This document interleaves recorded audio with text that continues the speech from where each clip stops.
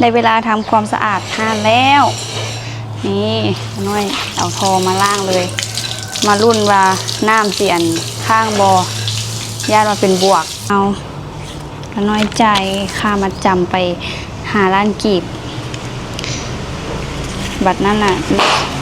ส่วนที่เหลือหลังจากที่เพิ่นใส่ให้เรียบร้อยแล้วเนาะจิจ่ายบาทเดียวเหมือนเด้ออันคือละน้อยไล่อยู่29เมตรเนาะเขาจะไล่แต่นี่เจ้าอันนี้ก็คือจะเป็นยาแนว FC ให้ละน้อยยอกยาแนวที่จะมาใส่กะโหลกของเฮาจ้าต้องแบบนี้มันคือคักก้มนี่ใส่ยาแนวกับทักทายสบายดียามสวยเด้อ FC ตอนนี้เป็นเวลา3 โมงก็คือแล้วน้อยจิมาอัปเดตน้ำเพราะว่าเมื่อวานนี้หันเพิ่นลงห่วยเรียบร้อยแล้วน้ำเพราะว่าฝนบ่ได้ตกก็คือแห้งอยู่เดินแถวอันบอนที่เฮาใส่มองก็คือบ่มีเลยนะ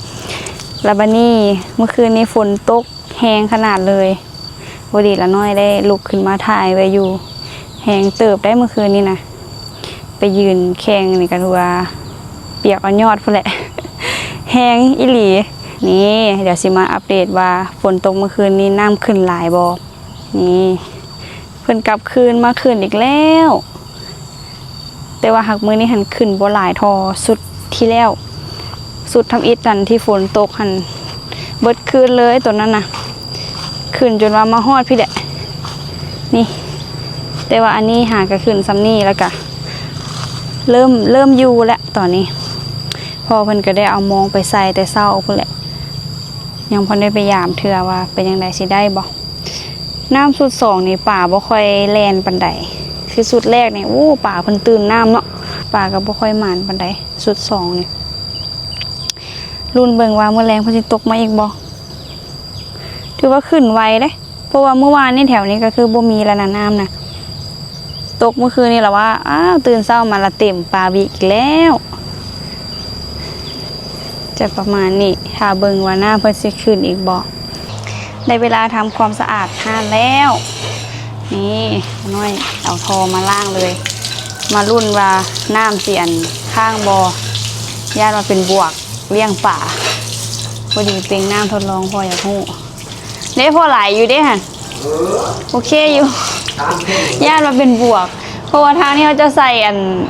สูงก่อนนะใส่หนาก่อนแล้วเราเตรียมแฟบกับไม้ถูมาละสีมาอนามัย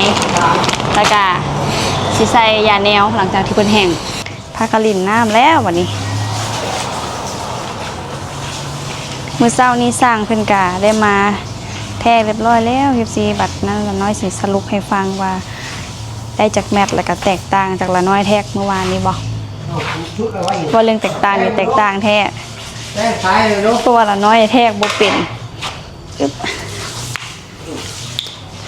เราจะแทกคนละแบบเลยสำเร็จแล้วจ้า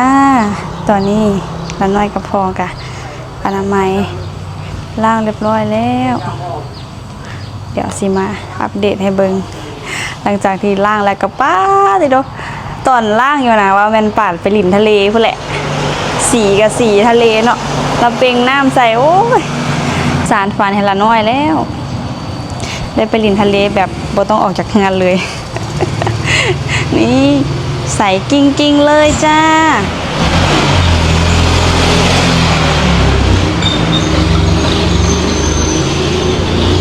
บ่ฮู้ว่าสิอันรักษาตัวหมาได้บ่นี่นะแต่กะสิไข่แน่แหละได้ล่างอันปูนล่างอย่างอ่อนแล้วขูดว่าเพราะว่าปูนข้างมันแห้งอยู่หั่นนะแต่ว่ากะต่อไปกะสิแบบเปื้อนคือเก่านี่บ่จะล่างแล้วกะหอยตีนน้องๆขึ้นมาเหยียบแล้วสิเปื้อนขี้ต้มกับสิไข่ก่อนเฮาได้ล่างอันเศษปูนเศษหยังอ่อนละมีแต่ว่าคันเปื้อนหอยตีนหมากับสิล่างออกง่ายอยู่ดอกบัดนี้ใส่กิ้งเลยจ้าล่างตอนหับประตูม้วนอีก2 มื้อนี่งามบ่เพ็บซีป่านอยู่ทะเลเลยละน้อยล่างล่ะเดี๋ยวสิมาอัปเดตราคาที่แท้จริงเพราะว่าสร้างเพิ่นเขียนบินมาให้ละน้อยแล้วก็ จ่ายค่ามัดจำไว้เรียบร้อยแล้วราคาที่แท้จริงเลยบัดนี้ ราคาเมื่อวานนี่แม่นราคาอันละน้อยไล่เองเดี๋ยวไปเอาบินก่อนกันนะสิมาอัปเดตแล้วซันลืมบินอยู่ในเฮือนนี่คือบิน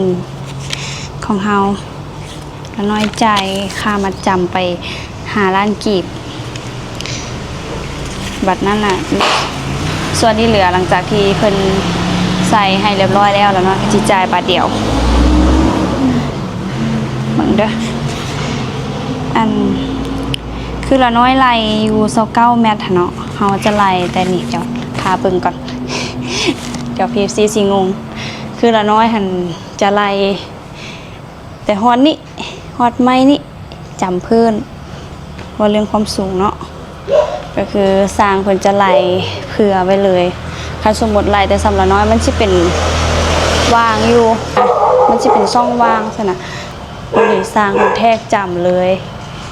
แทกจำแบบพิ้วจนฮอดพุ่นน่ะ14จนฮอดพุ่นเลยเพิ่นแทกจำก็เลยว่าได้อยู่30ปลายแมตช์คือละน้อยแทกหันจะแทกฮอดแต่บอลไม้ส่วนไม้หั่นจะสร้างเพิ่นมาแทกเพื่อไว้ให้อันแนวอันเองเกาะเพิ่นว่าเป็นก้อนะก้อประตูม้วนบอลเก็บเมียนใช่นะเพิ่นแทกจับเลยเกือบจับหลังคาเลยแหละเพิ่นแทกนะก็ตกอยู่30ปลายแมตช์คือละน้อยแทกหันถืออยู่29คือละน้อยไล่เมื่อวานนี้หันถืออยู่ 23,400 เนาะนี่เพิ่นไล่บินออกมานี่25,609 บาทเพิ่นตีเป็นเงินกีบมาเรียบร้อยแล้วถืออยู่17,800,000ยังบ่แล้วซ้ำนี้อันนี้ก็คือยังบ่แม่นราคาที่แท้แต่ว่าเพิ่นได้เปลี่ยนราคาใหม่อีกแล้วเพราะว่าพอขึ้นไปขึ้นมาเพราะว่าอยากเฮ็ดเพดานบัดนี้ในอนาคตต่อไปแล้ววันนี้ลดลงจาก15 หา20 เซนได้บ่พอขอเพิ่น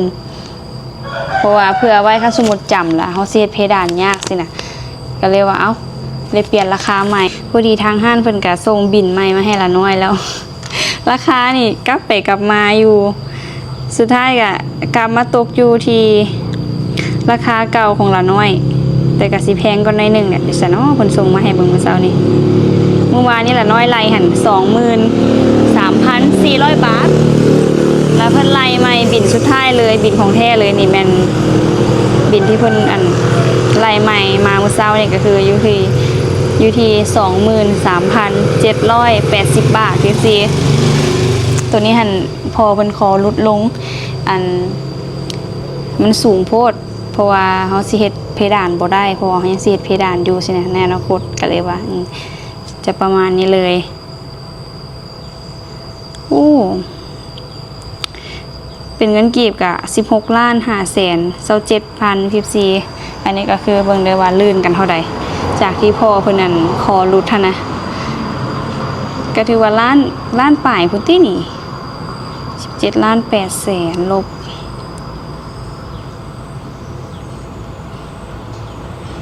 บ่ฮู้ว่าสิเป็นเท่าใดเนาะ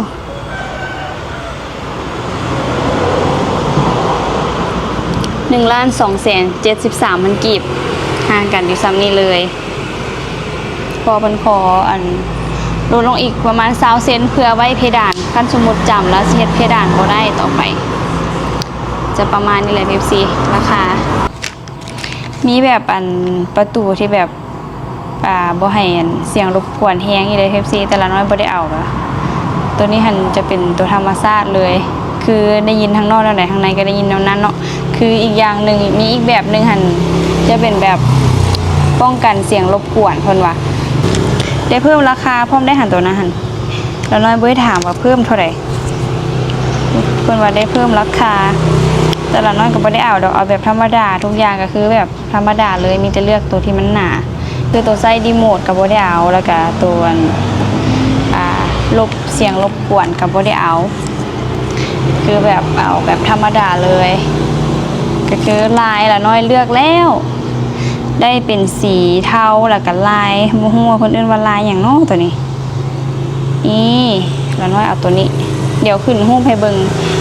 มันค่อยเห็นสัตว์เนาะมีอยู่สีเทาจะมีอยู่4แบบจะมีอยู่4ลายตัวนี้จะเป็นลายเรียบแล้วน้อยสนใจลายเรียบกับลายอันตัวนี้แหละตัวที่1ส่งให้ตู้เบิ่งก็เพิ่นโอเคตัวนี้ก็งามโอเค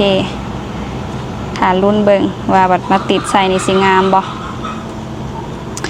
ต้องได้จ่ายเพิ่นเติมน้ำหลังอีก11ล้านฝ่ายนี่แหละเพราะว่าเขาจ่ายไปละ5ล้านดิเดี๋ยวสิค้นยาแนวก่อนลองติดยาแนวใส่เบิ่งสิเป็นเท่าใดซื้อยาแนวมา2ถุงผสมยาแนวแล้วก็อันนี้นี่ตูถามว่าเพิ่นบ่ได้แถมบ่ตอนไปซื้อกับลูกเพิ่นบ่ได้แถมเนาะเขาได้ซื้อต่างหากกาวยาแนวมีจระเข้ด้วยนี่มีกาตัวแข่เบิ่งดูสีคือเพิ่นนั่นโฆษณาบ่ติดกะโหลกแน่นดีนั่นนะสิลองเบิ่งดูนี่ว่าตัวแข่ยิ้มยิงแขวเนาะแล้วน้อยคนนั่นขนมมาเรียบร้อยแล้วนี่แป้งข้าวเหนียวแป้งข้าวเจ้าบ่แม่นเด้อ FC เบิกอย่างนึงก็คืออันสิคั่นอันเฮ็ดขนมแหนบนี่แหละสิเฮ็ดข้าวต้มขนมแล้วเบิกอย่างนึงนี่อันนี้ก็คือจะเป็นยาแนว FC ละน้อยยอกยาแนวที่จะมาใส่กะโหลกของเฮาจ้ามาเริ่มเลยละน้อยก็นั่งพื้นเลยได้นี่สะอาดแล้วดิต้องแบบนี้มันค่อยคักก้มนี่ใส่ยาแนวสิลองทางเบิ่งก่อนมืออื่นค่อยพูดแหละได้เน้นหนักมื้อนี้ก็น่าจะบ่ได้หลายมันเริ่มค่ำแล้วดิเจ็บเอวก็สินั่งตั้งก็คือสิหัวสักแต่ก้มเอานั่งพื้นซะ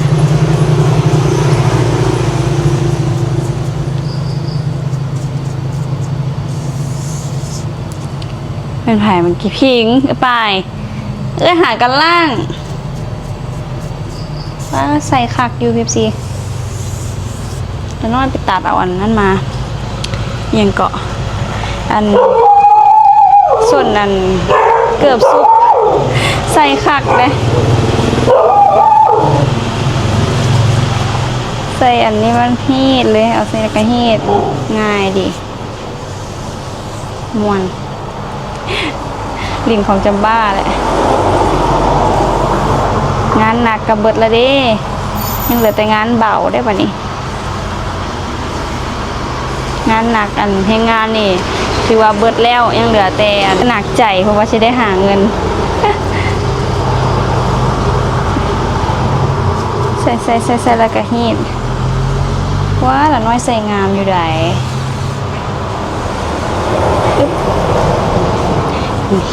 เดี๋ยวปิ่นกล้องให้เบิงใส่ไปแหละวันนั้นเขาก็มาน้ำเก็บน้ำหลังแถวนี้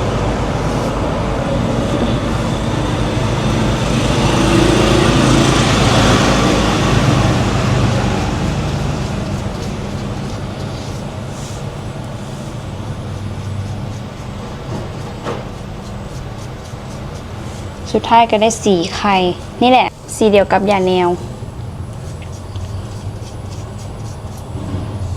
ฟิวนี่ป้าขี้ทานเมื่อกี้นี่เป็นหนึ่งเข้ามาว่าไม่อย่างรู้ดำๆขี้ทานเฮ้ยไปเคลือเอาขี้ทานมาพร้อมขี้มิ้นหม้อ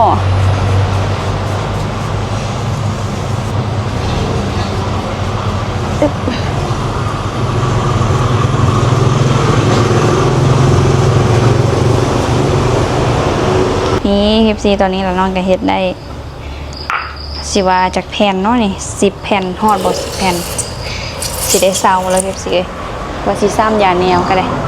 สิไปเบิ่งไฟหม้อข้าวเอากล้องก็ได้ซ้ำยาแนวหน่อยนึงแล้วก็สิได้เซาแล้ววันนี้นะเหลือน้อยนึงซ้ำก่อนเพราะว่าไปเบิ่งไฟหม้อข้าวแล้วค่ำแล้วตอนนี้6 โมงยังแล้วเด้นี่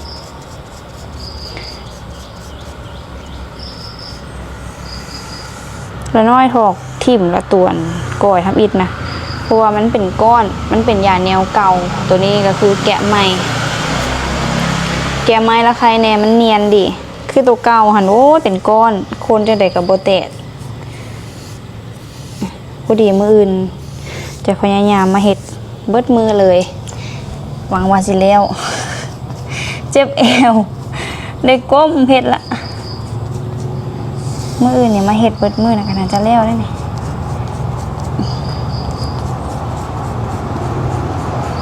ใส่คักนี่นะเห็ดไปแล้วก็ม้วน